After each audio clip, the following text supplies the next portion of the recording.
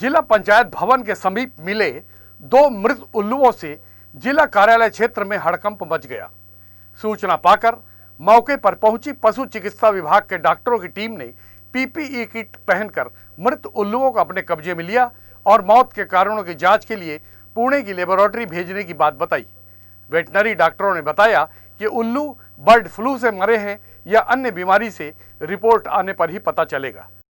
सुबह मुझे जिला पंचायत स्टेनो ने मुझे फ़ोन से बताया कि ट्रांसफार्मर के पास में 2 उल्लू मृत पाए गए हुए हैं।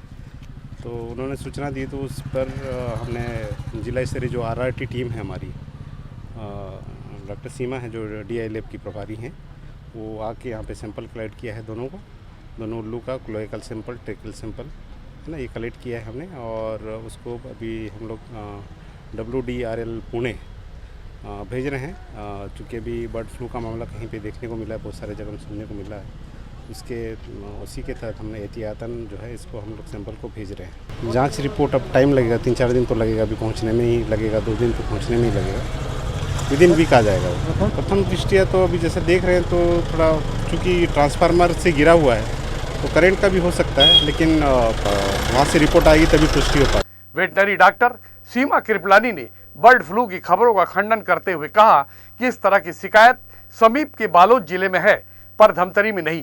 उन्होंने मांसाहारियों से अपील करते हुए कहा कि वे अच्छा पका हुआ मांस ही खाएं। ये एक विषाणु जनित रोग है, वायरस के कारण होता है और वातावरण में ये हवा में रहता है।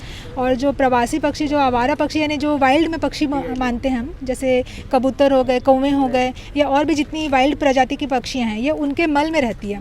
और जो हमारे कॉमन रेसिडेंशियल पर्पस में जैसे हम पोल्ट्री रियर कर रहे हैं पशुपालन में, तो वो अगर उसके कांटेक्ट में आते हैं मल के तो उससे इन्फेक्ट हो जाते हैं। और क्योंकि मल अब पक्षियों का ये नेचर है कि वो उड़ते उड़ते मल कर देते हैं, वो कहीं पे भी एक्सक्रीटा गिराते हुए चलते हैं।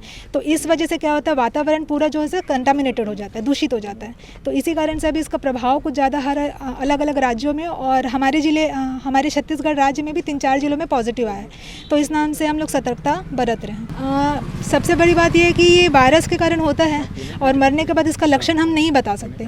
और क्योंकि ये वाइल्ड पक्षी है तो वाइल्ड पक्षियों में इसका जो सिम्टम या साइन होता है वो बहुत ही कम मात्रा में हमें देखने मिलता है।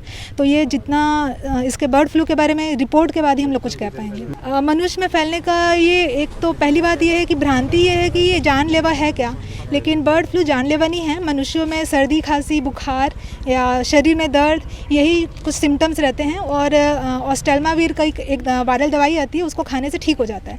तो मनुष्यों में इतना डरने का कोई वो वजह नहीं है। पोल्ट्री सेक्टर में इसलिए दिक्कत है क्योंकि एक पक्षी को होने के बाद उस पक्षी को बचाया नहीं जा सकता और उसके कारण फिर बाकी जितनी पक्षी आसपास हैं, जैसे अब जो मुर्गी पालन कर रहे हैं, तो उनमें ये दिक्कत हो जाती है कि एक पक्षी भी अगर संक्रमित हुई तो पूरी पक्षी संक्रमित हो जाएगी। और क्योंकि ये वायरस के कारण है तो उसका कोई उपचार अभी तक मौजूद नहीं है, ना इसका कोई टीका है। तो इस कारण हमें पूरी जितनी पक्षी हैं सबको मारना पड़ जाता है।